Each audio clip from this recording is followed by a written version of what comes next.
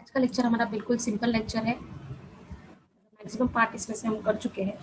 Computation of total income and tax payable.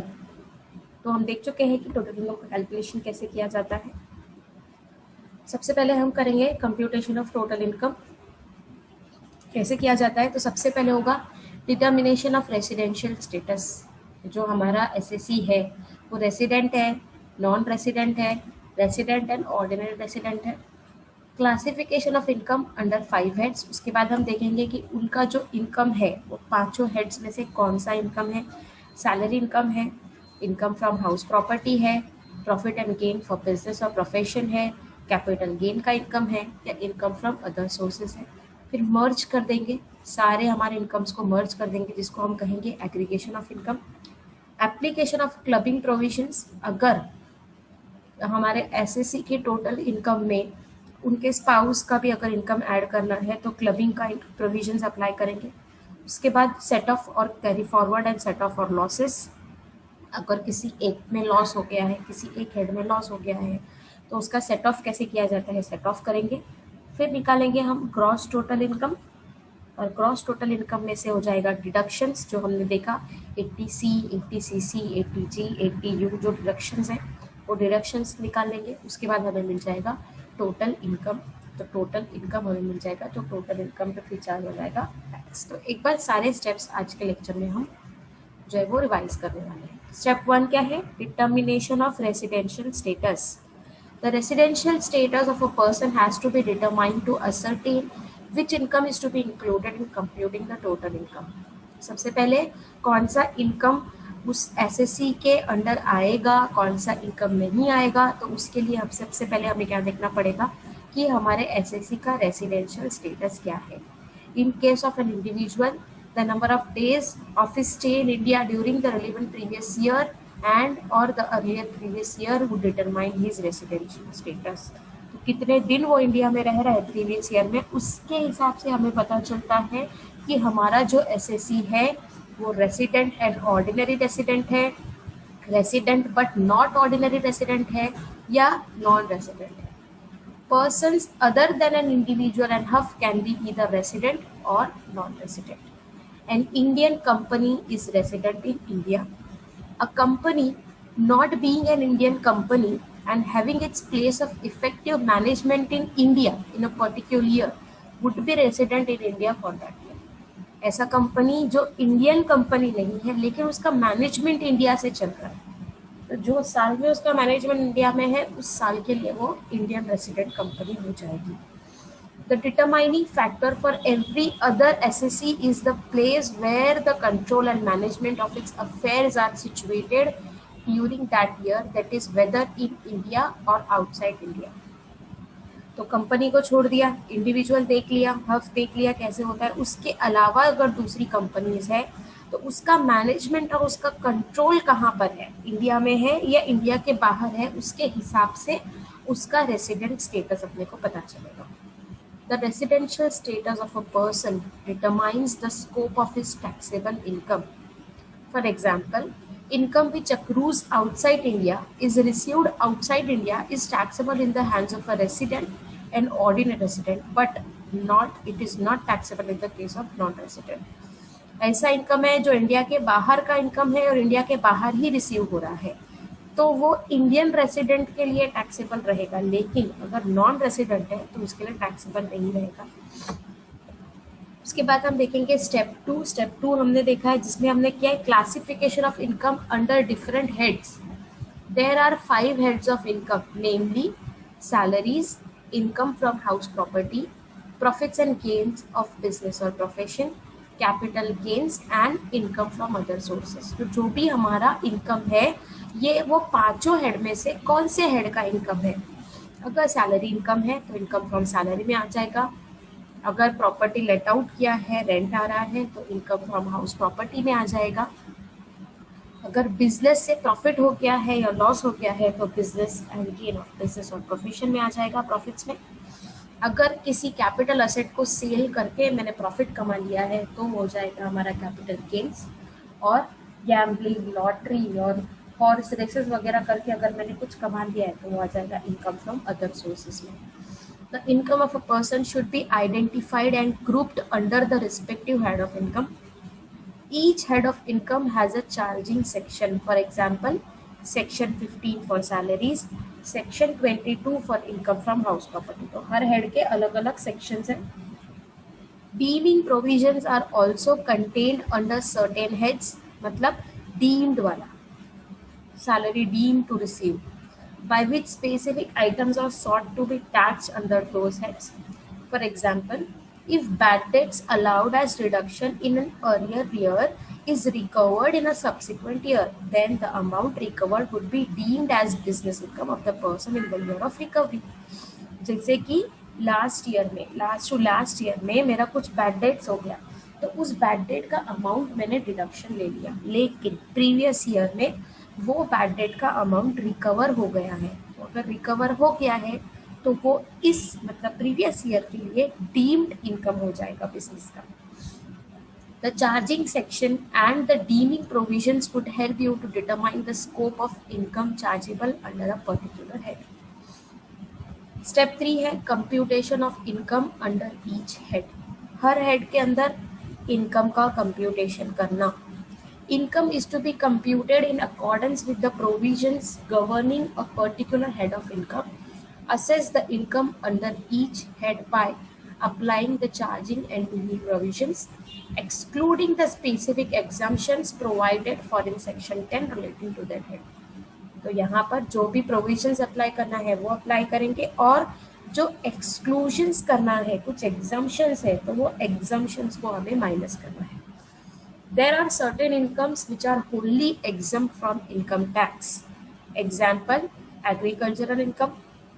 These income have to be excluded and will not form part of gross total income. तो ऐसे income भी है जो excluded है income tax में से, उस पर इनकम टैक्स पे ही नहीं होता. तो एग्रीकल्चरल इनकम जो है उस पर टैक्स ही पे नहीं होता.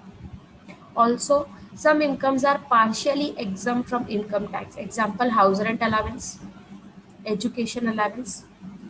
These incomes are excluded only to the extent of the limit specified in the act. तो जितना एक्ट में बताया है कि इतना ही आपको एग्जम्प्ट करना है और इतने ही पे ही टैक्स पे करना है. तो ऐसे चीज़ में जैसे कि एजुकेशन अलावेंस में 2 चिल्ड्रन लोग का अलावेंस है, उसको आप माइनस कर दो 100 पर मंथ पर चाइल्ड. तो यहाँ पर ऐसे भी अलावेंसेस है, और ऐसे भी इनकम है जो फुल्ली एग्जम्प्टेड है और जो पार्शियली एग्जम्प्टेड है. Allowing the permissible deduction under the head, जो भी डिडक्शंस है. For example, while calculating income from house property, municipal taxes and interest on loan are allowed as deduction. Similarly, deductions and allowances are prescribed under other heads of income.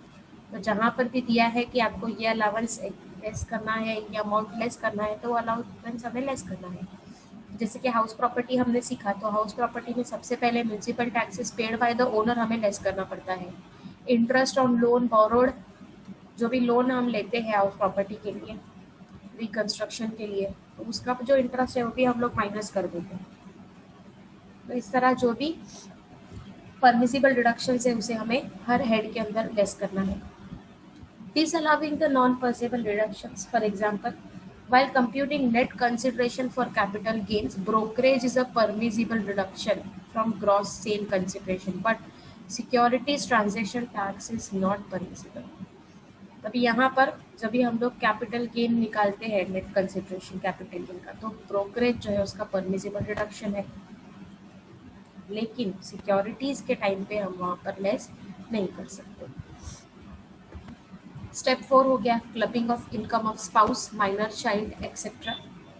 तो अगर assessee का minor child है या उसके spouse है और spouse को कोई इनकम हो रहा है in the form of transfer of asset, not transfer of asset, revocable asset, जो भी इनकम आ रहा है तो वो इनकम को भी हम लोग क्लब कर देते हैं. जैसे कोई असेसी अपने वाइफ को कुछ असेट ट्रांसफ़र कर दिया है ताकि उसका इनकम जो है वो वाइफ को आ जाए, तो इनकम जो है वो वाइफ को आ जाएगा, लेकिन वो एसेट तो असेसी का ही था. ओके, तो वहाँ पर क्लबिंग ऑफ इनकम में क्या कर देते हैं हम लोग, ऐड कर देते हैं. An individual in a higher tax bracket may have a tendency to divert his income to another person who is not subject to tax or who is in a lower tax bracket. तो जिनका higher tax rate रहता है वो क्या करते हैं, अपना जो भी अपना स्पाउस है उनका अगर लोअर टैक्स ब्रैकेट है तो उनको कुछ इनकम ट्रांसफर कर देते हैं. For example, an individual may make a fixed deposit in the name of his minor son so that income from such deposit would accrue to his son who does not have any other income.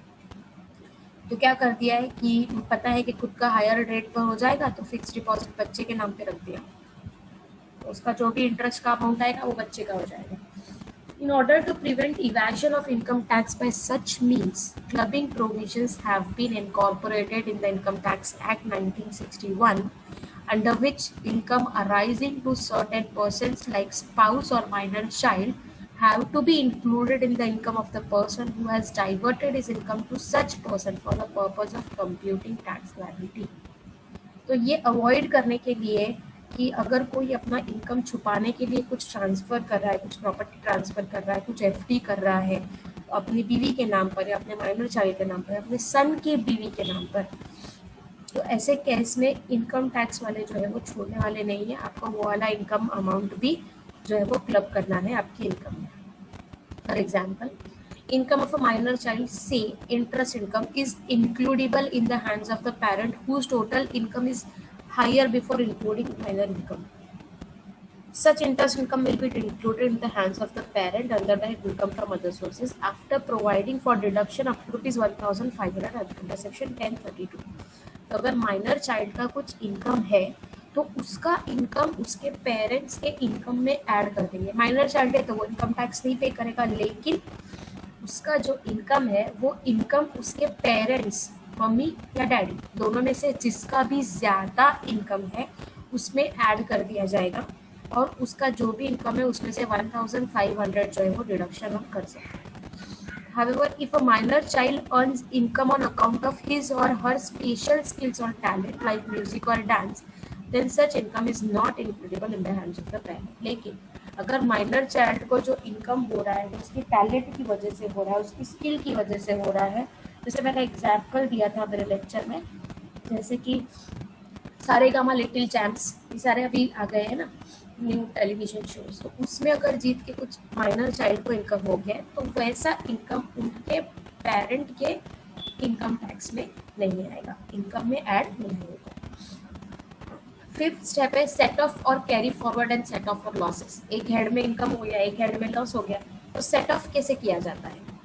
An individual may have different sources of income under the same head of income. He might have profit from one source and loss from other source. For instance, an individual may have profit from his let out house property and loss from his self-occupied property. This loss can be set off against the profits of the let out property to arrive at the net income chargeable under the head income from house property. अभी यहाँ पर set of करना क्या होता है, तो for example मैंने एक हाउस प्रॉपर्टी का एग्जांपल दिया है कि इनकम फ्रॉम हाउस प्रॉपर्टी हो गया, एक हाउस प्रॉपर्टी से इनकम हो गया और सेल्फ ऑक्यूपाइड हाउस प्रॉपर्टी से लॉस हो गया. तो एक हाउस प्रॉपर्टी की इनकम को दूसरे हाउस प्रॉपर्टी के लॉस में जो है वो एडजस्ट कर लिया, तो इसे कहा जाता है सेट ऑफ. सेट ऑफ में 3 टाइप होते हैं, इंटर सोर्स, इंट्रा सोर्स और एक carry forward. A person may have income from one source and loss from another source under the same head of income. Same head के अंदर अगर आएगा और उसको एडजस्ट करेंगे तो वो हो जाएगा inter source. For instance, a person may have profit from wholesale trade of merchandise and loss from the business of flying vehicles. दोनों बिजनेस है उसका, एक होलसेल का ट्रेड है मर्चेंडाइज का और एक बिजनेस इनकम है, तो एक में प्रॉफिट हो गया एक में लॉस हो गया, तो बिजनेस के इनकम को बिजनेस के लॉस में एडजस्ट कर लिया, तो उसको कहा जाएगा inter source set of. The loss of one business can be set off against the profits of another business to arrive at the net income under the head profit and gain of business or profession. तो दोनों भी profit and gain of business और profession में ही आएगा, लेकिन एक के loss को दूसरे के प्रॉफिट में एडजस्ट कर लिया उसी हेड में. Set of loss from one source against income from another source with in the same head of income is permissible. subject to certain exceptions like long term capital loss cannot be set off against short term capital gains.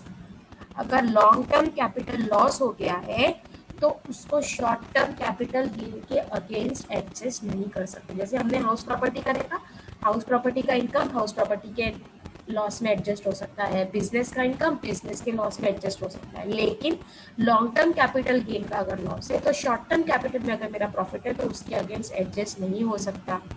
Short term capital loss can be set off against long term capital gains. अगर short term capital का loss हुआ है तो long term के capital के gain में adjust कर सकते हैं, लेकिन लॉन्ग टर्म के लॉस को शॉर्ट टर्म के गेन में एडजस्ट नहीं कर सकते। ये हमने देखा inter source set off losses. Second है इंटर हेड, उसको इंट्रा सोर्स भी बोलते हैं। इंटर हेड में क्या आ जाएगा, अलग अलग heads. Likewise set off of loss from one head, say loss from house property against income from another head, say salaries। अगर हाउस प्रॉपर्टी में लॉस हो गया तो इनकम फ्रॉम सैलरी में उसको एडजस्ट कर लिया। Subject to certain exemptions like business loss can not be set off against salary income. तो अगर बिजनेस इनकम में लॉस हो गया है, बिजनेस से लॉस हो गया है तो उसको सैलरी में एडजस्ट नहीं कर सकते। हाउस प्रॉपर्टी के लॉस को सैलरी में एडजस्ट कर सकते हैं। Also loss under the head house property can be set off against income under any other head only to the extent of 2 lakhs only. अगर हाउस प्रॉपर्टी में हम लोगों को लॉस हो गया है तो बाकी के किसी भी हेड में एडजस्ट कर सकते हैं, लेकिन 2 लाख का लॉस ही हम लोग एडजस्ट कर सकते हैं। जैसे कि मेरा हाउस प्रॉपर्टी में 6 लाख का लॉस हो गया है तो ये साल में मैं अंडर द हेड सैलरी उसको एडजस्ट कर सकती हूँ, लेकिन 2 लाख ही एडजस्ट कर सकती हूँ। रिमेनिंग 4 लाख नेक्स्ट ईयर में एडजस्ट कर पाऊंगी। Next, carry forward and set off losses. Unabsorbed losses of the current year can be carried forward to the next year for set off only against the respective head of income. Here again, if there are any restrictions relating to inter-source set-off, the same will apply like long-term capital gain which is carried forward can be set off only against long-term capital gain and not short-term capital gain of a later year. अब यहाँ पर carry forward में क्या आ जाएगा, next year को carry forward कर देंगे। तो अगर लॉन्ग टर्म का लॉस है मेरे पास, लॉन्ग टर्म कैपिटल गेन का लॉस है तो उसको हम लोग लॉन्ग टर्म से ही एडजस्ट कर सकते हैं, उसको शॉर्ट टर्म से एडजस्ट नहीं कर सकते। तो अगर इस साल मेरे पास में लॉन्ग टर्म का और कोई प्रॉफिट है ही नहीं तो मैं directly next year long term जो कैपिटल गेन होगा उसके अंदर ही एडजस्ट कर सकती हूँ उस लॉस को। The maximum number of years up to which any particular loss can be carried forward is also provided under the act. तो कितने साल तक हम लोग ले सकते हैं वो भी दिया हुआ है एक्ट में। 8 साल तक के ही हम लॉस ले सकते हैं। अगर हमारा लॉस बहुत ज़्यादा है और हमारा जो 4 लाख का लिमिट है, 4 लाख ही हम लोग कैपिटल गेन का जो है सेट ऑफ कर सकते हैं, तो अगर मैं 8 साल तक ही मैक्सिमम कर सकती हूँ, उससे ज़्यादा नहीं कर सकती। For example, business loan can be carry forward for a maximum of 8 assessment year to be set off against business income. अगर बिजनेस का लॉस है तो उसको मैं 8 साल तक के ही बिजनेस इनकम में कैरी फॉरवर्ड कर सकती हूँ। Step 6, computation of gross total income. उसके बाद हम क्या करेंगे, ग्रॉस टोटल इनकम का कंप्यूटेशन करेंगे। The income computed under each head after giving effect to the clubbing provisions and provisions for set off and carry forward and set off losses have to be aggregated to arrive at the gross total income. तो पांचों head में जितना भी income हो गया, उसके बाद में क्लबिंग भी हमने कर लिया, उसके बाद में सेट ऑफ भी हम लोग ने कर लिया, तो जो भी इनकम आ जाएगा वो हो जाएगा हमारा gross total income. The process of computing GTI is depicted here under. सबसे पहले add income computed under each head, फिर अप्लाई क्लबिंग प्रोविजंस, फिर apply set off and carry forward losses, जो भी है तो सब मिला के हमें मिल जाएगा gross total income. Step 7, deductions from gross total income. तो डिडक्शंस में हमने देखा है कि कुछ डिडक्शंस है जो चैप्टर 6A में दिए हुए हैं, जो हम डिडक्ट कर सकते हैं from gross total income. Deduction in respect of certain payments, for example 80C में हमने देखा है insurance premium, tuition fees children का, public in deposit in public provident fund, deposit in employees provident fund, repayment of housing loan. तो ये सब आ जाएगा 80CC में, जिसमें 1 लाख तक का हम लोग डिडक्शन ले सकते हैं। 80D में medical insurance premium paid by individual, वो यहाँ पर आ जाएगा। 80D में मेडिकल इंश्योरेंस खुद का लिया है, प्रीमियम पे किया है, स्पाउस का पे किया है, चिल्ड्रन का पे किया है। 80E में payment of interest on education loan taken for self और रिलेटिव, तो हायर एजुकेशन के लिए अगर मैंने लोन लिया है तो उस पर जो भी इंटरेस्ट है वो इंटरेस्ट हम लोग यहाँ से रिडक्शन ले सकते हैं। उसके बाद 80U में हमने देखा deduction respect of certain income, for example 80QQB royalty income of authors of certain books other than text books, तो ऑथर को रॉयल्टी इनकम मिलता है तो वो भी हम लोग लेस कर सकते हैं। 80RRB royalty on patents, 80TTA interest on saving account with the bank, cooperative society and post office scheme. उसके बाद में हमने 80U में देखा अगर सीवियर डिसेबिलिटी है तो हम लोग वहाँ पर माइनस कर सकते हैं। उसके बाद में अगर किसी रिलेटिव का सीवियर डिसेबिलिटी है तो 1 लाख जो है वो माइनस कर सकते हैं। तो यहाँ पर हमने रिडक्शंस देखे हैं। स्टेप अदर रिडक्शंस में 80U in case of person with disability. These deductions are allowable subject to satisfaction of the condition prescribed in the relevant sections. There are limits in respect of deduction under certain sections. The payment incomes are allowable as reduction subject to such limit. For example, the maximum deduction under section 80 RRB is 3 lakhs. Step 8 में हमें आ जाएगा total income. The gross total income as reduced by the above deductions under chapter 6A is the total income. तो जो भी gross total income हमें मिलेगा उसमें से deductions less करने के बाद हमें मिल जाएगा total income. तो total income is equals to gross taxable income minus deductions under chapter 6A. It should be rounded off to the nearest multiple of 10. तो उसको nearest multiple of 10 के राउंड कर देते हैं। Tax is calculated on the total income of the assessee, जो भी tax है वो टोटल इनकम जो आएगा उस पर कैलकुलेट होगा। Chapter 9 application of the step 9 application of the rates of tax on the total income. अब टोटल इनकम पे कौन सा टैक्स रेट लगेगा? The rate of tax as specified in the finance act. हर साल के फाइनेंस एक्ट में rates जो है वो डिसाइड होते हैं। मैंने लेक्चर 2 में बहुत अच्छी तरीके से सिखाया है कि इनकम टैक्स के कौन से रेट्स इंडिविजुअल के लिए है, बिजनेस के लिए है, कंपनी के लिए, इंडिविजुअल के लिए है, कंपनी के लिए है, कोऑपरेटिव सोसाइटी के लिए है। तो जिसके लिए जितना टैक्स रेट है, जैसे कि 2.5 लाख है अगर इंडिविजुअल के लिए, तो अगर 2.5 लाख उसका इंडिविजुअल का इनकम है तो 2.5 लाख तक के टैक्स पे नहीं करना है। उसके ऊपर जितना अमाउंट है उस पर 5% इनकम टैक्स, फिर 5 लाख के ऊपर 10% इनकम टैक्स। तो वैसे हम लोग टैक्स कैलकुलेट करेंगे। Step 10 rebate under section 87A income where total income is less than 3,50,000 or surcharge where total income is greater than 50 lakhs. Rebate under section 87A in order to provide tax relief to the individual taxpayer who are in the 5% tax slab. Section 87A provides a rebate from the tax payable by an SEC being an individual resident in India whose total income does not exceed 3,50,000. जिसका total income 3,50,000 से ज़्यादा नहीं है वो लोग 2,500 का rebate ले सकते हैं, whichever is less. 3,50,000, the rebate shall be equal to the amount of income tax payable on the income for any assessment year on an amount of 2,500, whichever is less.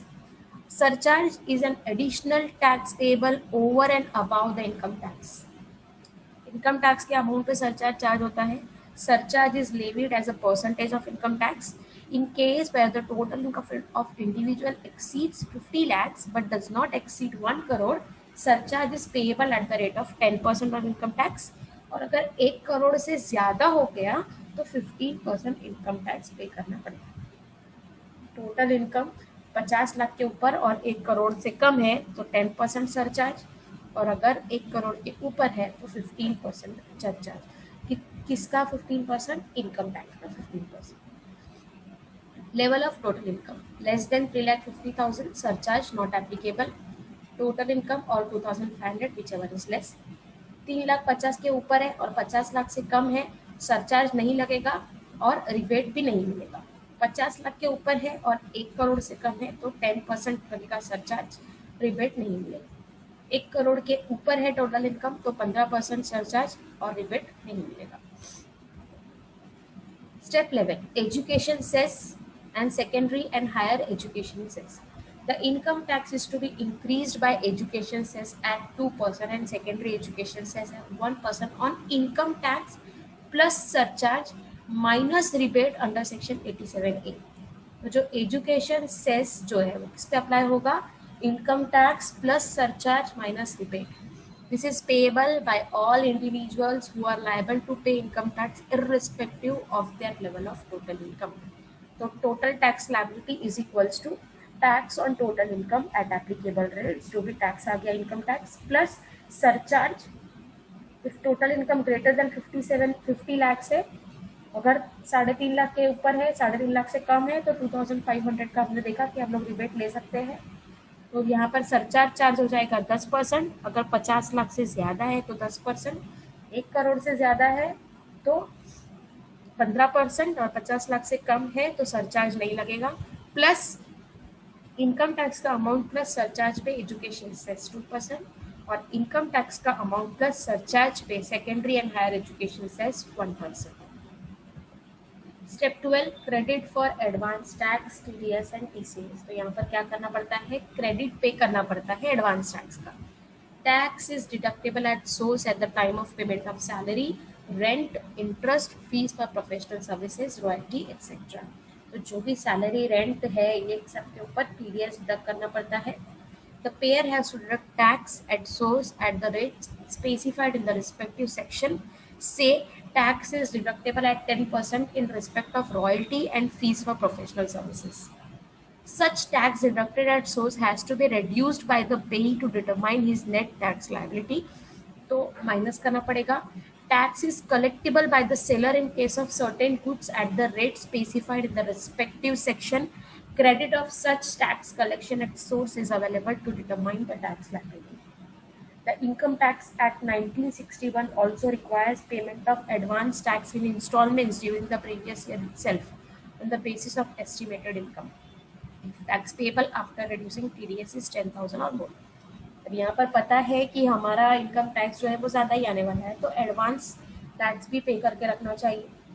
Both corporate and non-corporate assessees are required to pay advance tax in 4 installments on or before 15th June, 15th September, 15th December and 15th March of the financial year.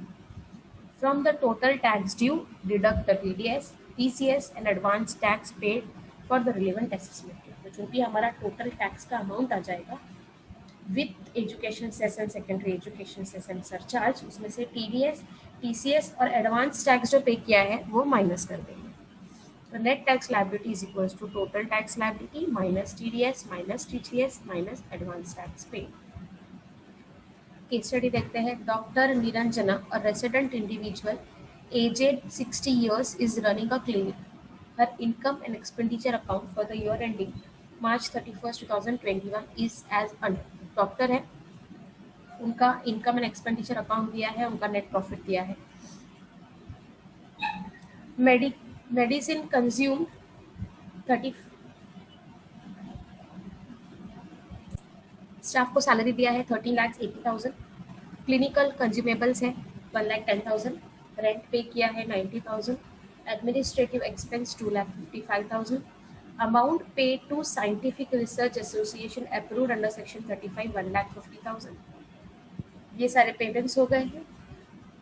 Incomes है consultation and medical charges 58 lakhs. Income tax refund आ गया है उनको 5450. 5,000 principal है और 450 rupees interest है. Dividend from UTI, units of UTI 10,500. Winning from game show on TV, net 15,000 है TDS का और टोटल है 35,000 और रेंट मिल गया है 27,000. यहाँ पर हमने क्या करना है? टोटल उनका कैलकुलेशन करना है. आगे दिया है rent paid includes 30,000 paid by cheque towards rent for her residential house in Surat और क्लिनिकल इक्विपमेंट्स उन्होंने लिया है. क्लिनिकल इक्विपमेंट्स का 1 अप्रैल 2020 को ओपनिंग वैल्यू था 5 लाख और 7 दिसंबर 2020 एक्वायर्ड बाय चेक 2 लाख का उन्होंने और लिया। Rent received relates to property situated at Surat. Gross annual value दिया है 27,000। Municipal tax 2000 paid in December has been included in administrative expenses. She received salary of 7,500 per month from Full Cure Hospital, which has not been included in the consultation and medical charges. तो 7,500 का salary भी मिला है उनको per month. Dr. Niranjana availed a loan of 5,50,000 from a bank for higher education of her daughter. She repaid principal of 1 lakh and interest thereon 55,000. तो interest का जो है वो डिडक्शंस में आ जाएगा। She paid 1 lakh as tuition fee, not in the nature of development fees or donation to the university for full-time education of her daughter. The tuition fee pay किया है 1 lakh. An amount of 28,000 also being paid by check on 27 March for her medical insurance premium. From the above, compute the total income of Dr. Srimati Niranjana for the assessment year 21-22. The principal amount received towards income tax refund will be excluded from the computation of total income. Interest will be taxed under the head income from other sources. तो income tax का जो refund आया है उसमें जो interest है 450 rupees का, वो इंटरेस्ट जो है वो इनकम फ्रॉम अदर सोर्सेज में आ जाएगा। Winning from game show on TV should be crossed for the chargeability under the head income from other sources. तो अपने को यहाँ पर पूरा लेना पड़ेगा बिकॉज 15,000 का टीडीएस डिडक्ट होके आया है ना। Winning from game show are subject to tax at 30% as per section 115 BB. Since Dr. Niranjana is staying in a rented premise in Surat itself, she would not be eligible for deduction under section 80 GG as she owns a house in Surat which she has let out. Income from salary आ जाएगा 7,500 का into 12 90,000. Income from house property GAV दिया हुआ है 27,000 और उसमें से municipal taxes paid दिया था 2,000, तो एनएवी आ जाएगा 25,000। हाउस प्रॉपर्टी में से 30% का डिडक्शन मिलता है तो 7,500 डिडक्शन करके 17,500 हो जाएगा income from house property. Income from profession net profit as per income and expenditure account है 4,40,400 less item of income to be treated separately. Rent जो है वो उनका बिजनेस इनकम नहीं है, डिविडेंड उनका बिजनेस इनकम नहीं है, विनिंग उनका बिजनेस इनकम नहीं है और इनकम टैक्स रिफंड उनका बिजनेस इनकम नहीं है। तो ये सारे इनकम मिला के कितने हो गए 77,950, 4,40,400 minus 77,950 362,400 less allowable expenditure depreciation on clinical equipments. अब क्लिनिकल इक्विपमेंट्स स्टार्टिंग में उनके पास 5 लाख था, बाद में 2 लाख का उन्होंने परचेज कर लिया। तो बाद में जो 2 लाख का परचेज किया है उन्होंने दिसंबर में 180 डेज से कम है उसका ड्यूरेशन, तो उस पर हाफ रेट का ही डेप्रिसिएशन लगेगा। तो 5 लाख पे 15% 75,000 और 2 लाख पे हाफ हम लगाएंगे डेप्रिसिएशन 15,000। तो depreciation additional deduction of 50% for amount paid to scientific research association since weighted deduction of 150 is available in respect of such payment. यहाँ पर 75,000 तो टोटल डिडक्शन यहाँ पर आ जाएगा 1,65,000। तो इनकम फ्रॉम बिजनेस प्रोफेशन हो जाएगा 197,450। Add items of expenditure not allowable while computing business income.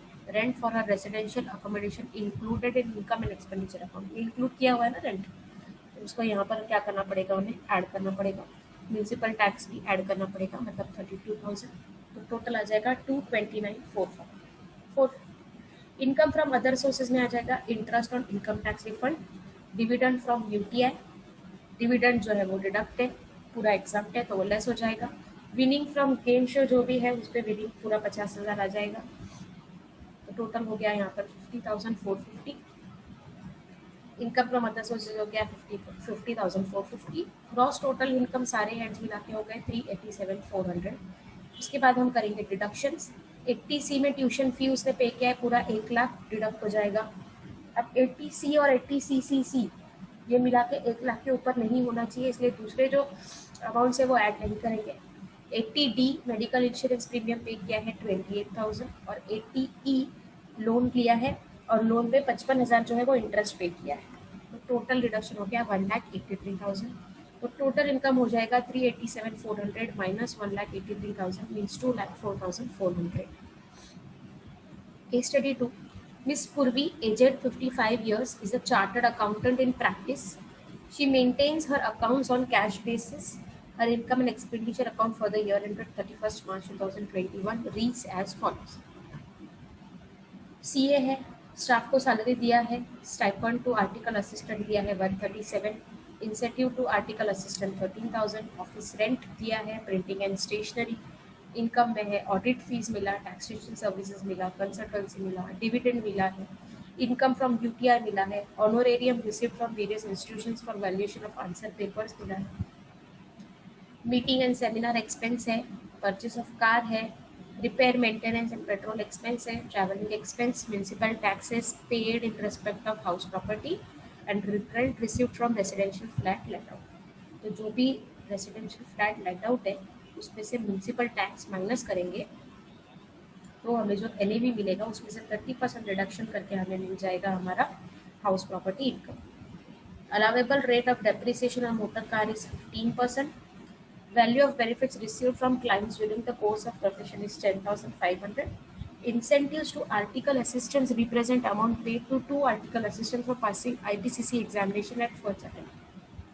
Repairs and maintenance of car include 2,000 for a period from 1st October to 30th September 2021.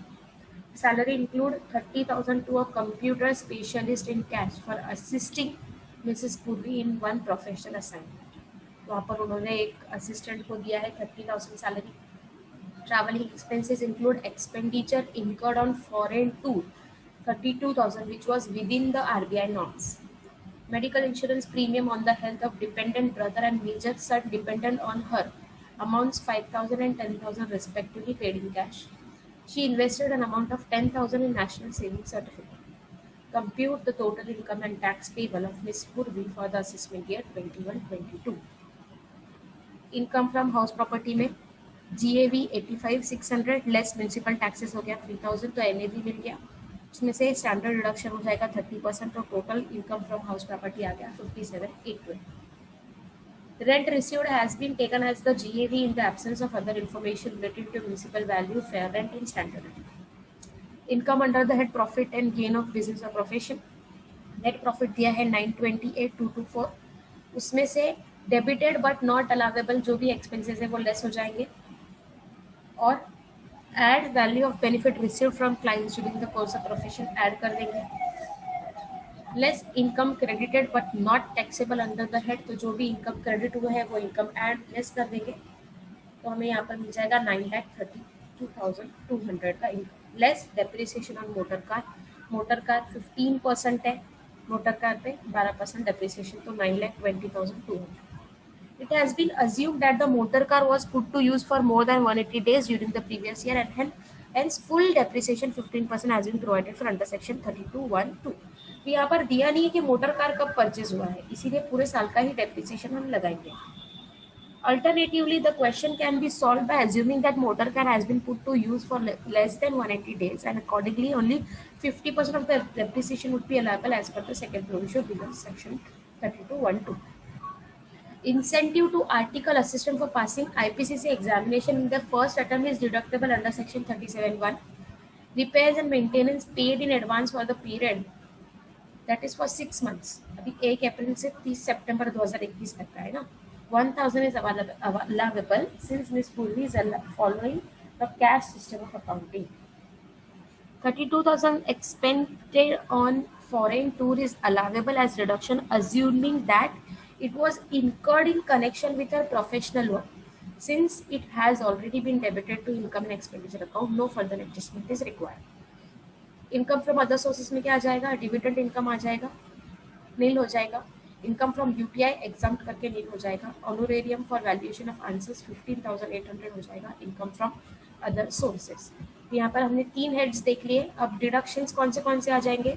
तो deduction under section 80C investment इन NSC, deduction under section 80D नील दिया है. Total deduction under chapter 6A 10,000. Premium paid to ensure the health of brother is not eligible for reduction under section 80D even though he is a dependent, since brother is not included in the definition of family. अब यहाँ पर brother नहीं आते, parents आते हैं, spouse और बच्चे आते हैं. Premium paid to ensure the health of major son is not eligible for reduction even though he is a dependent, since payment is made in cash. अभी सारे पेमेंट्स जो है कैश में कर रहे हैं, कैश में एक्चुअली कोई प्रूफ नहीं होता ना, इसीलिए कैश में हम लोग डिडक्शन नहीं ले सकते. तो इनकम फ्रॉम हाउस प्रॉपर्टी हमने देख लिया कितना आ गया, प्रॉफिट एंड गेन और अदर सोर्सेज. तो सारे इनकम हमारे हो गए 993,820 लेस एक ही डिडक्शन आ जाएगा 10,000 का, तो टोटल इनकम हो गया 983,820. Tax on total income up to 2,50,000 nil. 2.5 lakh से 5 लाख पे 5% मतलब 12,500, और 5 लाख से 10 लाख पे 20%. अभी 5 लाख से 10 लाख तक गया नहीं, तो जो रिमेनिंग अमाउंट है उस पर 20%, 96,764. तो टोटल टैक्स हो गया 1,09,264. एड एजुकेशन सेस 2%, 1,09,264 का 2%, और सेकेंडरी एजुकेशन 1,09,264 का 1%. तो टोटल टैक्स लायबिलिटी हो गया 1,12,500. 3.5 लाख से कम नहीं है, इसीलिए रिबेट हम लोग यहाँ पर नहीं ले सकते.